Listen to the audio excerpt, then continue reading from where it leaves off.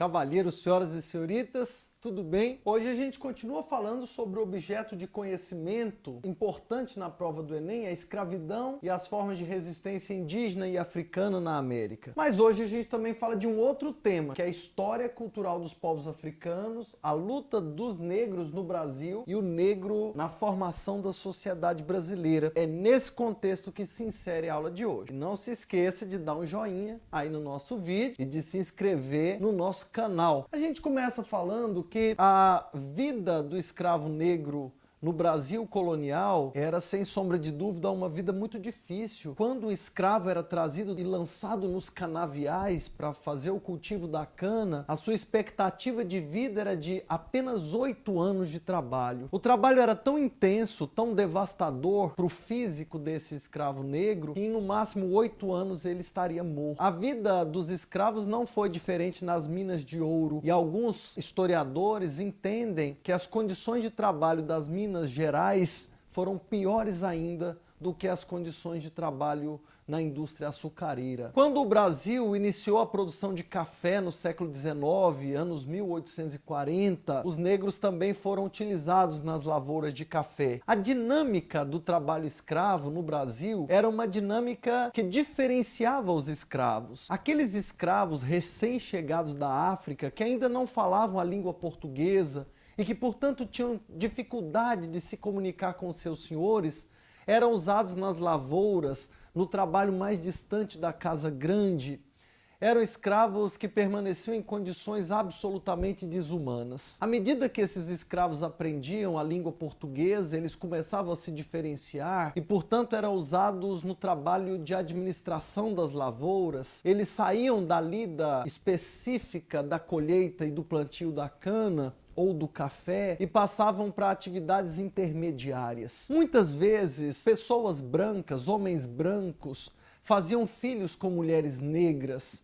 Havia nesse tipo de relação um componente de violência inegável. Muitas dessas relações eram fruto de estupros, e os filhos originários dessas relações, filhos mestiços, eram cada vez mais ascendentes na escala social dos escravos. O filho de branco com escrava negra geralmente se ocupava das tarefas de feitoria, eram escravos que administravam a lavoura e viviam muitas vezes dentro da casa grande. Então, entre a escravatura brasileira, havia diferenciações. A vida dos escravos na cidade também não era muito fácil. Quando eram propriedade de senhores mais ricos, trabalhavam nas propriedades urbanas de seus senhores. Mas quando esses escravos pertenciam a famílias mais pobres e viviam nas cidades, geralmente esses escravos eram obrigados a desempenhar tarefas urbanas, eram obrigados a venderem frutas ou venderem legumes, hortaliças, doces. Tinham que levar o dinheiro para os seus senhores todos os dias e eram chamados de escravos ao ganho. Quando esses escravos não tinham nenhuma atividade comercial a exercer ou quando estavam muito debilitados fisicamente, eles também eram obrigados a mendigar nas ruas e levar dinheiro para os seus senhores. O escravo ao ganho passa a fazer parte da paisagem das cidades brasileiras do século XIX. Também era muito comum no Brasil que se diferenciassem os escravos apenas por um detalhe, é que os negros alforriados tinham o direito de usar sapatos e chinelos, e os negros escravos eram obrigados a andar permanentemente descalços. Houve um momento na história da escravidão brasileira em que a miscigenação foi tão grande que o fato dos escravos andarem descalços era a única coisa que os diferenciava de outros descendentes de escravos já libertos. A vida do escravo era realmente muito difícil. Para que o escravo pudesse ler, as leis eram draconianas, extremamente severas. Para poder ler, um escravo teria que estudar aos sábados, depois das 18 horas, recebendo aulas voluntárias e gratuitas de alguém que, por caridade, decidisse ensiná-lo. Esse escravo não podia, no entanto, buscar pela própria educação, e a lei dizia que se esse escravo faltasse à aula uma única vez, ele perdia eternamente o direito de tentar aprender a ler. Era realmente muito difícil para essas populações escravas buscarem qualquer tipo de inclusão social no Brasil colonial e no Brasil imperial também. Nós vamos ter, a partir da década de 1850, com a chamada Lei Eusébio de Queiroz, o início de um longo movimento, uma longa trajetória pela libertação dos escravos no Brasil. Foi o movimento abolicionista brasileiro que dividiu a sociedade brasileira em dois grandes grupos.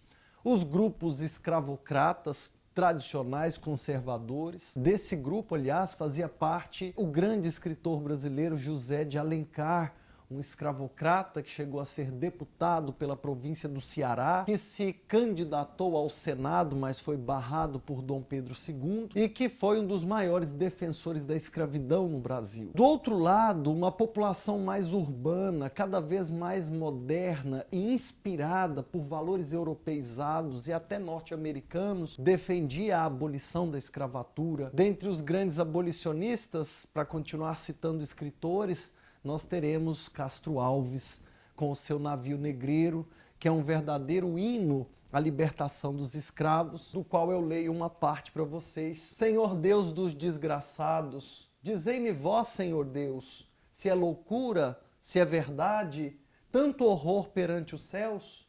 Ó mar, por que não apagas com a esponja tuas vagas de teu manto esse borrão? Astros, noites, tempestades, rolai das imensidades, varrei os mares, tufão. Castro Alves vai ser uma das grandes vozes de combate à escravidão no Brasil, e o movimento abolicionista vai crescer a partir dos anos 1850, dividindo a sociedade brasileira e produzindo o primeiro grande debate nacional brasileiro: manter ou acabar com essa chaga chamada escravidão. O Brasil acabaria com a escravidão em 1888, sendo o último país do Ocidente a encerrar essa triste página de sua história. Esse tema nós estudamos na próxima aula, o movimento abolicionista brasileiro. Valeu, gente!